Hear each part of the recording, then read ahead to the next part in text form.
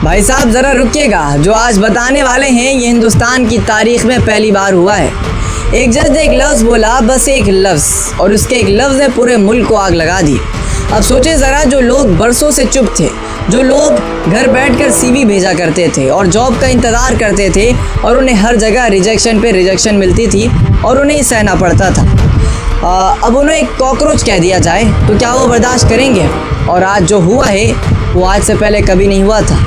पहले आइए पस मंज़र समझते हैं। हिंदुस्तान में बेरोज़गारी कोई नई बात नहीं है। हर साल लाखों नौजवान युवा डिग्री लेकर निकलते हैं, इंजीनियर, वकील, ग्रेजुएट सब हैं, लेकिन नौकरी सबको नहीं मिलती।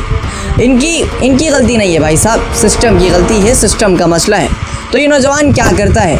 जॉब नहीं मिलती, वो सवाल पूछता है, RTI लगाता है, सोशल मीडिया पर लिखता है, आवाज़ उठाता है। और हम तो पहले ही जानते थे कि जब कोई सवाल पूछने लगे तो ताकतवर लोगों को बेचैनी होती है, और ये बेचैनी इतनी बढ़ गई कि उन्होंने नौजवानों को कॉकरोच तक कह दिया। अब आते हैं असल वाक़े पर। भारतीय supreme court chief justice Suryakant, मुल्क के सबसे बड़े अदालती के ऊंची कुर्सी, अदालत में समाअत चल रही थी। मौजूद था मीडिया, RTI के कारकुनों का किरदार।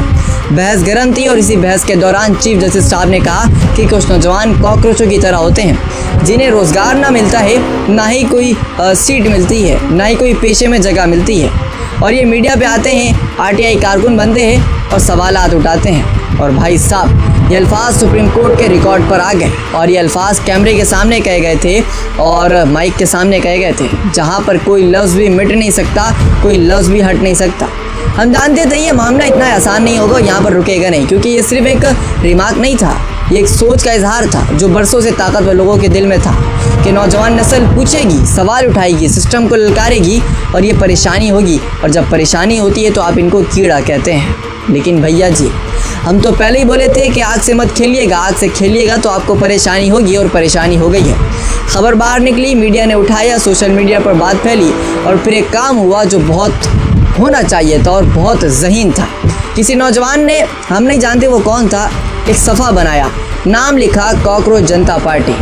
एक फेसबुक पेज बनाया गया, एक इंस्टाग्राम पेज बनाया गया, और उसका नाम रखा गया कॉकरोच जनता पार्टी, यानी कि CJP। और इसका जो वज़न था, जो इसका पैटर्न था, वो CJP चीफ जस्टिस के नाम पर रखा गया था। वही चीफ जस्टिस जिन्होंने नौजवानों को कॉकरोच कहा था।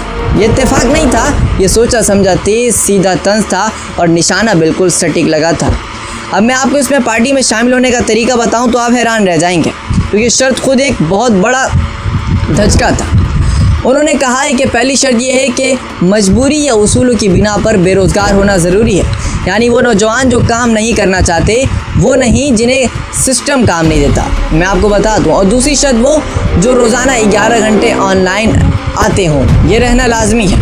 हाँ, बाथरूम में जाएं, वॉशरूम में जाएं, कमरे में जाएं, सोएं, उठें, बैठें, इससे उनको कोई गर्ज नहीं है।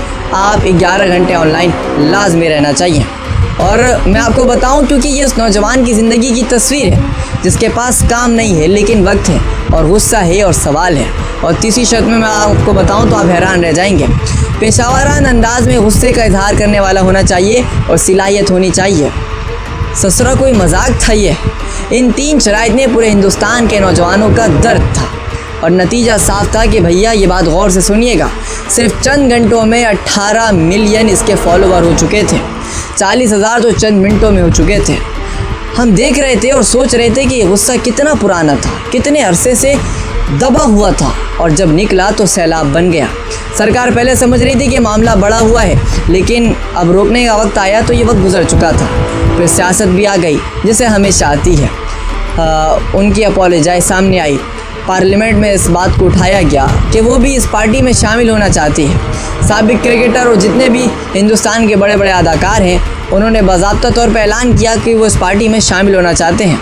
लेकिन भाई साहब एक लम्हे के लिए ज़रा रुकिएगा कि जब कोई चीज़ वायरल हो जाती है तो सियासतदान खुद ब खुद उसके करीब आ जाते हैं। ये कोई नई बात नहीं है, लेकिन इस बार फ़र्क ये था कि इस तहरीक को किसी सियासतदान ने शुरू नहीं किया था, किसी बड़े नाम ने शुरू नहीं किया था, किसी पैसे वाले ने नहीं किया था, एक आम नौजवान ने शुरू किया था जिसका आइडिया काम करता गया। अब आते हैं असल हिस्से पर, जो सबसे दिलचस्प है। चीफ जस्टिस साहब ने सफाई दी के कहा कि उनके अल्फाज गलत तरीके से इस्तेमाल किए गए हैं।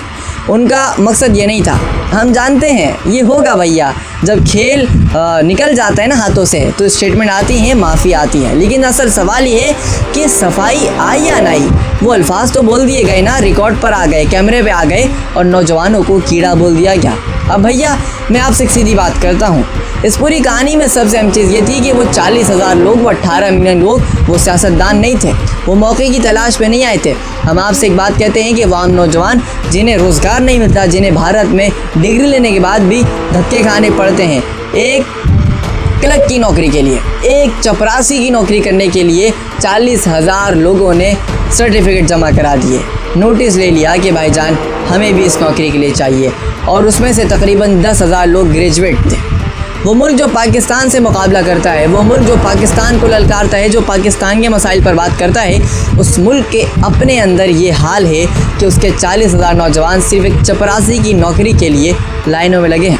आखिर में एक सवाल है, और ये सवाल सिर्फ हिंदुस्तान के लिए नहीं है, ये सवाल हर उस मुल्क के लिए है जहाँ नौजवान बेरोज़गार हैं, जहाँ नौजवान सवाल पूछता है, जहाँ ताकतवर लोग इस सवाल से डरते हैं।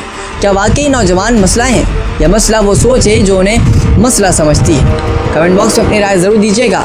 मैं चलता हूँ। अल्लाह।